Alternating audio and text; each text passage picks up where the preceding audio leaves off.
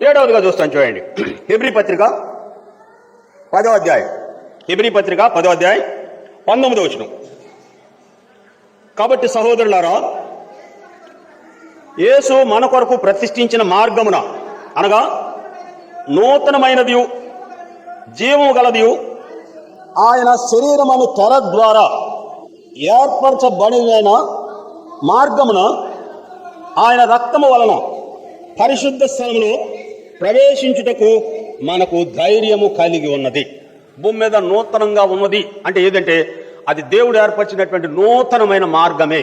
ఇక రాయబడినమాట, యేసు మన కొరకు ఏర్పరచబడిన మార్గమున అనగా నూతనమైనది జీవము గలది ఆయన శరీరమను తెర ద్వారా. ఆయన కేక వేసి ప్రాణం విడువగానే పరిశుద్ధ స్థలానికి అతి పరిశుద్ధ స్థలానికి మధ్య ఉన్నటువంటి ఆ తెర రెండుగా చిరిగిపోయినట్లుగా వ్రాయబడింది. ప్రతి మనుషుడు అతి పరిశుద్ధ స్థలంలోనికి వెళ్ళేటువంటి ఆధిక్యత ఆయన రక్తము ద్వారా మనుషులకు అనుగ్రహించినట్లుగా చూస్తాం. సంవత్సరానికి ఒక పర్యాయమే యాజకుడు ప్రజలందరి పక్షాన వారు అర్పించినటువంటి ఆ రక్తాన్ని తీసుకుని వెళ్లి అతి పరిశుద్ధ స్థలంలో ప్రోక్షిస్తాడు.